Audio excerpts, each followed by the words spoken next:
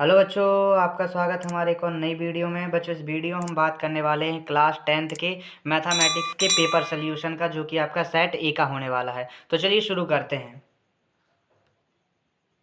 तो देखिए बच्चों, इसका पहला क्वेश्चन आपको दिया है सही विकल्प चुनकर आंसर लिखना, जिसका पहला क्वेश्चन है कि द्विघात बहुपद a x square plus b x plus c का आरेख का प्रकार है। तो बच्चों, जो आपका a x square plus b x plus c का जो आरेख है वो परवलय है, तो इसका राइट आंसर हो जाएगा परवलय। इसी क्रम में दूसरा देखते हैं। रैखिक समीकरण युग्म a1x plus b1y plus c1 equal 0 एवं a2x plus b2y plus c2 equal 0 आश्रित एवं संगत होता है जब। तो इसके लिए करेक्ट आंसर हो जाएगा आपका option number B. Option number B आपका करेक्ट आंसर हो जाएगा। इसी क्रम में आगे बढ़ते हैं। द्विघात समीकरण a x square plus b x plus c equal 0 में कोई वास्तविक मूल नहीं होता है जब बी स्क्वायर माइनस 4ac का मान 0 से छोटा हो। तो इसका आंसर डी राइट आंसर हो जाएगा। इसी क्रम में आपका अगला क्वेश्चन है कि A P -3 -1/2 two dot dot का एन 11वां पद होगा। तो इसे a n is equal to a n plus n minus 1 into d से सॉल्व करेंगे तो इसका राइट आंसर हमें 22 मिलने वाला है। तो इसका आंसर हो जाएगा बी 22। इसी क्रम में आगे बढ़ते हैं। प्रसिद्ध यूनानी गणितज्ञ थेल्स का समय काल था, तो इनका समय काल था 640 से 546 ईसा पूर्व तक। तो ये राइट आंसर, इसका ए राइट आंसर हो जाएगा। इसी क्रम में आगे बढ़ते हैं। इसमें दिया है तो क्वेश्चन नंबर 2, रिक्त स्थान की पूर्ति कीजिए। तो √3 एक अपरिमेय संख्या है। कौन सी संख्या है? अपरिमेय संख्या है, तो इसका राइट आंसर हो जाएगा अपरिमेय। इसी क्रम में आगे बढ़ते हैं। चर x के बहुपद px में x की उच्चतम घात बहुपद की घात कहलाती है। क्या कहलाती है? बहुपद की घात। तो इसका राइट आंसर हो जाएगा बहुपद की घात कहलाती है।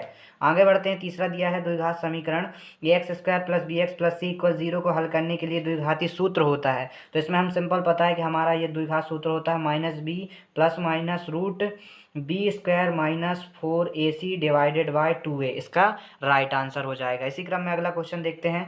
समांतर श्रेणी 7, 13, 19 और 205 में पदों की संख्या होती है, तो इसका सॉल्व होगा। तो इस क्वेश्चन को सॉल्व करने के बाद हमें n बराबर 34 मिला है, तो इसका करेक्ट आंसर हो जाएगा 34। कितना हो जाएगा? 34 हो जाएगा।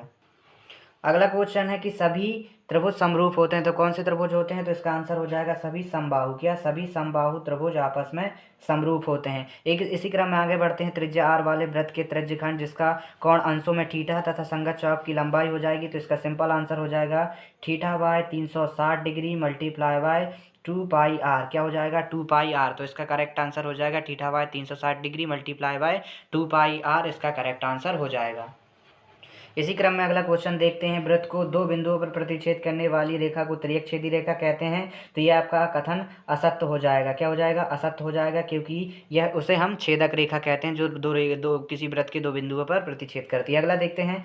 एक निश्चित घटना की प्रायिकता 1 होती है, तो ये कथन आपका पूर्णतः सत्य हो जाएगा। अगला बढ़ते हैं। अर्धगोले के आयतन का सूत्र 1/3πr³ है, जबकि r गोले की त्रिज्या है, तो ये कथन आपका असत्य हो जाएगी, क्योंकि गोले के आयतन का सूत्र होता है 2π3πr²। आगे बढ़ते हैं। त्रिकोणमितीय अनुपातों की सहायता से किसी वस्तु की ऊंचाई या लंबाई या सुदृढ़ वस्तुओं के बीच की दूरी ज्ञात की जा सकती है। तो ये कथन आपका सत्य हो जाएगा बच्चों। क्या हो जाएगा? ये कथन आपका सत्य हो जाएगा। आगे बढ़ते हैं।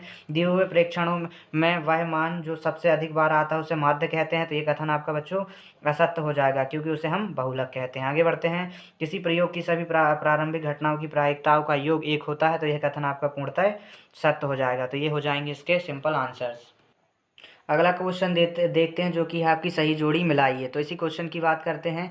Sine square 25 degree plus cos square 25 degree का मान कितना होता है? तो इसके लिए हमने सिंपल फॉर्मूला पढ़ा हुआ है। Sine square theta plus cos square theta होता है हमारा इक्वल 1। तो जो पहले का सही जोड़ी हो जाएगी वो हो जाएगी ये सी। तो इसके लिए पहला क्या आंसर क्या हो जाएगा? 1 हो जाएगा। तो हमने यहाँ पर लिख दिया। आगे बढ़ते हैं। टेन थीटा इक्वल होता है, तो टेन थीटा इक्वल होता है sine theta upon cos theta के। तो ये इसका राइट आंसर हो जाएगा। इसी क्रम में आगे बढ़ते हैं। सेक स्क्वायर थीटा -1 ये ट्रिग्नोमेट्रिक आइडेंटिटी है। सेक स्क्वायर थीटा -1 इक्वल होता है टेन स्क्वायर थीटा। तो इसके तीसरे का आंसर हो जाएगा टेन स्क्वायर थीटा। इसी क्रम में आगे बढ़ते हैं। टेन 30 डिग्री की वैल्यू होती है, तो टेन 30 डिग्री की वैल्यू क्या होती है? 1/√3 होती है। तो चौथे का आंसर 1/√3 हो जाएगा। इसी क्रम में आगे बढ़ते हैं। त्रिज्यखंड का क्षेत्रफल होता है, तो त्रिज्यखंड का क्षेत्रफल होता है θ/360 डिग्री πr²। तो ये पांचवे का आंसर हो जाएगा θ/360 डिग्री πr²।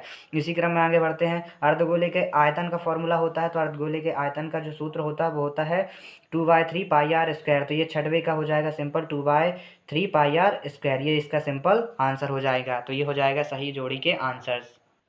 इसी क्रम में आपका अगला क्वेश्चन 5 है कि प्रत्येक का एक शब्द या एक वाक्य में उत्तर देके हल करना है। तो देखिए इस क्वेश्चन को सॉल्व करते हैं। पहला क्वेश्चन है किसी एपी में अरिथमेटिक प्रोग्रेशन के nवां पद ज्ञात करने का सूत्र लिखिए। तो nवें पद को ज्ञात करने का सिंपल फॉर्मूला होता है an = a + n-1 into D, ये होता है nवें पद का सूत्र। इसी क्रम में आगे बढ़ते हैं। आधारभूत समूह अनुपातिक प्रमेय का कथन लिखिए।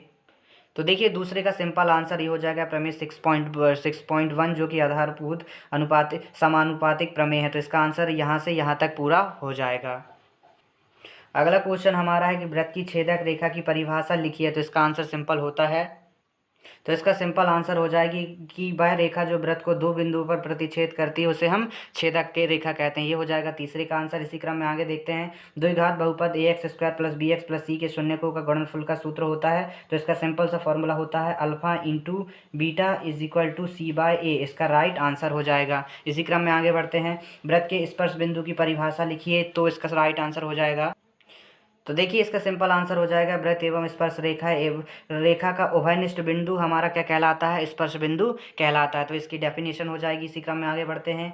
एक वृत्त के वृत्तखंड का क्षेत्रफल का सूत्र लिखिए। तो इसका सिंपल आंसर यह हो जाएगा कि सही कि वृत्त के वृत्तखंड का क्षेत्रफल इक्वल होता है संगत त्रिज्यखंड का क्षेत्रफल माइनस संगत त्रिभुज का क्षेत्रफल। ये होता है सिंपल वृत्त के त्रिज्यखंड का क्षेत्रफल। तो बच्चों हमने सिंपली आपको पूरे 1 नंबर के जितने भी क्वेश्चन आपके एग्जाम में आए हुए तो उनका हमने आपको आंसर प्रोवाइड करा दिया है। अगर आपको हमारी ये वीडियो पसंद आती है तो वीडियो को लाइक करें, शेयर करें और हमारे चैनल को